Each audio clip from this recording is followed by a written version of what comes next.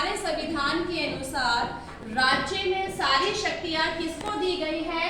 राज्यपाल को। लेकिन वो अपनी शक्तियों का प्रयोग कैसे करेंगे? मुख्यमंत्री और उसकी मंत्री परिषद के अनुसार। ठीक है, तो यानी इनडायरेक्टली शक्तियां किसके पास है? मुख्यमंत्री और मंत्री परिषद के पास, है ना। यानी वास्तविक शक्तियां हैं इनके पास, और सिर्फ नाम मात्र के लिए शक्तियां किसके पास है? राज्यपाल के पास। ठीक है, अब आता है बेटा आपकी विधायी शक्तियां। ठीक वही आपकी कार्य शक्तियां भी राष्ट्रपति के लिए भी सेम वही है। अब आती है आपकी विधायी शक्तियां। विधायी शक्तियों में क्या है बेटा? विधि मतलब होता है कानून बनाना, विधायी मतलब कानूनी शक्तियां। तो ये जो आपके दो सदन हैं, लोकसभा और राज्यसभा, अगर हमें कोई भी प्रस्ताव लाना है या कोई भी बिल लेकर आना है तो सबसे पहले हम कहाँ लेकर आते हैं? लोकसभा में। जब लोकसभा में हमें बहुमत प्राप्त हो जाता है, यानी सब अपनी सहमति दे देते हैं, तो वो बिल किस में पास होता है? फिर राज्यसभा में।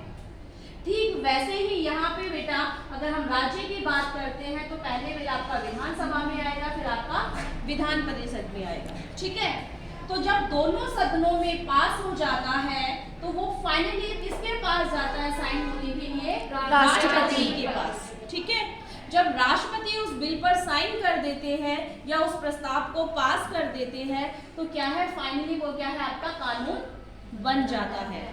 ठीक है, एग्जाम्पल के लिए जैसे कि आपका कृषि कानून, कृषि कानून आपका दोनों सदनों से पास हो गया है, फाइनली राष्ट्रपति ने भी साइन कर दिए हैं। इट मीन्स कि आपका कृषि बिल क्या है? कृषि कानून बन गए हैं, 3 कानून बने हैं। लेकिन जो किसान थे वो अपना सुप्रीम कोर्ट में चले गए और उन्हें वो कानून मंजूर नहीं है। तो ये कानून तो बन चुके हैं लेकिन अभी क्या है? इम्प्लीमेंट नहीं हुए हैं, किसानों पर लागू नहीं हुए हैं। ठीक वैसे ही आपका यहाँ था विधायी। ठीक है, अब आप क्या है? वित्तीय शक्तियां। वित्तीय शक्तियां इट मीन्स कि बेटा आपको पता है चाहे वो केंद्र हो या राज्य हो, हर साल बजट आता है, अपने अपने स्टेट का या केंद्र लेवल का बजट पास संसद में रखा जाता है, और जो आपका वित्तीय बिल है वो बेटा हमेशा विधानसभा और लोकसभा में ही लाया जाता है। राज्यसभा में आपका वित्तीय बिल नहीं लाया जाता। ठीक है, तो जो और लेकर कौन आता है? राज्य में आपका राज्य वित्त मंत्री, केंद्र में आपका केंद्रीय वित्त मंत्री। और हमारा केंद्रीय वित्त मंत्री कौन है? याद है किसी को कौन है केंद्रीय वित्त मंत्री? टीवी देखते हो? टीवी तो सभी देखती होंगे पर न्यूज कोई नहीं देखता होगा, है ना। हमारा केंद्रीय वित्त मंत्री है वो निर्मला सीतारमण। कौन है केंद्रीय वित्त मंत्री? सीतारमण। और हर स्टेट में कोई ना कोई वित्त मंत्री होगा। ठीक है, तो केंद्र में क्या है? आपका केंद्रीय वित्त मंत्री बजट लेकर आता है, लेकिन किसकी ओर से लेकर आता है? केंद्र में आपका राष्ट्रपति की तरफ से और राज्य में आपका राज्यपाल की तरफ से। ठीक है, अब नेक्स्ट है बेटा आपकी न्यायिक शक्तियां। न्यायिक शक्तियां, अब न्यायिक शक्तियां में क्या है बेटा कि अगर किसी भी व्यक्ति पर क्रिमिनल रूप से यानी किसी ने क्या है मौत की सजा किसी व्यक्ति को मिली हुई है, यानी चाहे वो किसी भी स्टेट न्यायालय से उसको मौत की सजा मिली हुई है, अगर उसे लगता है कि मैं अगर राष्ट्रपति से या फिर राज्य में राज्यपाल से क्षमा याचना करूंगा तो शायद मेरी जो मौत की सजा है वो उम्र कैद में बदल जाए, या जिसकी उम्र कैद की सजा है या फिर आजीवन कारावास है वो थोड़ी कुछ कम हो जाए, तो राज्य लेवल पे क्या है बेटा वो राज्यपाल के पास जाएगा। और राज्यपाल को क्या है? न्यायिक शक्ति प्राप्त है, चाहे तो वो उसकी जो सजा है उसको कम कर सकता है या मौत की सजा को आजीवन कारावास में चेंज कर सकता है। सेम वही आपका राष्ट्रपति के पास है, अगर वो राष्ट्रपति के पास जाता है तो हो सकता है कि राष्ट्रपति उसकी सजा को कम कर दे या उसकी सजा को माफ कर दे। अभी रिसेंटली एक केस है ना बेटा शबनम का, जिसे कि मौत की सजा मिली है।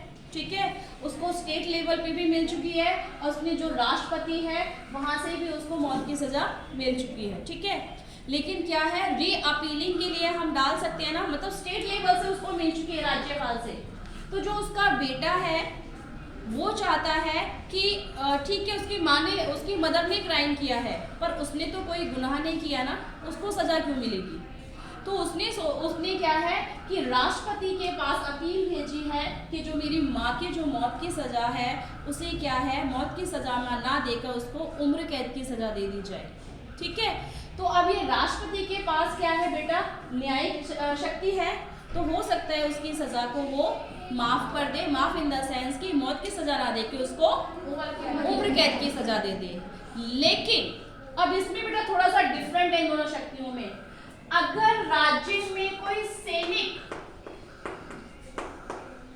अगर किसी सैनिक न्यायालय से किसी व्यक्ति को मौत की सजा मिली है या आजीवन कारावास मिला है, तो राज्यपाल को अधिकार नहीं है कि उसकी सजा को कम कर दे या मौत की सजा को आजीवन कारावास में कर दे।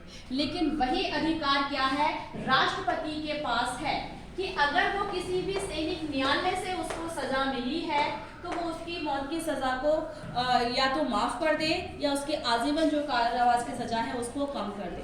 लेकिन ये अधिकार क्या है, राज्यपाल के पास नहीं है। ये क्लियर है? सिर्फ एक यही पॉइंट डिफरेंस है, बाकी सारे पॉइंट सेम है। और दूसरा पॉइंट क्या डिफरेंट था कि इसकी जो नियुक्ति थी, इसकी नियुक्ति तो राष्ट्रपति ने कर दी, लेकिन इसकी नियुक्ति डिफरेंट तरीके से हुई थी। जिस तरह ये दो डिफरेंसेस चैप्टर में क्लियर है यहाँ तक। अब आती है बेटा आपकी विवेकाधीन शक्तियां। विवेकाधीन शक्तियां वो होती हैं जो राज्यपाल या राष्ट्रपति अपनी स्वविवेक से उन शक्तियों का प्रयोग करता है। सपोज एग्जाम्पल, जैसे मैं राज्यपाल का लेती हूँ, राज्यपाल की जो स्वविवेक की शक्तियां होती है कि सपोज उस राज्य में वहाँ की शासन व्यवस्था या वहाँ का प्रशासन ठीक से कार्य नहीं कर रहा है या वहाँ की व्यवस्था ठीक से नहीं चल रही है, तो वो क्या है, अपनी स्वविवेक की शक्ति का प्रयोग करके वो क्या करेगा कि राष्ट्रपति को लेटर लिखेगा कि इस राज्य की जो व्यवस्था है वो चरमरा गई है, कृपया करके यहाँ पर राष्ट्रपति शासन लगाया जाए। तो अभी जो मैंने आपको बताया कि इसके पास उसके संविधान के अकॉर्डिंग सारी शक्तियां हैं, लेकिन उन शक्तियों का प्रयोग कैसे करता है, मुख्यमंत्री और मंत्री परिषद की सलाह पर। लेकिन जो उसकी विवेकाधीन शक्ति है उसमें वो इनसे नहीं पूछेगा। ठीक है, उसकी ये स्वविवेक की शक्ति है ना, तो उसने क्या है, वो इनसे नहीं पूछेगा और वो डायरेक्ट क्या है, राष्ट्रपति को लिख देगा कि इस तरीके से यहाँ की व्यवस्था ठीक नहीं है, कृपया करके यहाँ पे राष्ट्रपति शासन लगाया जाए। ठीक है, तो एक आर्टिकल होता है 352 होता है, और एक आपको होता है आपका 353 जो आपातकालीन स्थितियों में लगाया जाता है। ठीक है, तो यहाँ तक आपकी ये शक्तियाँ कंप्लीट हो गई। क्लियर है यहाँ तक?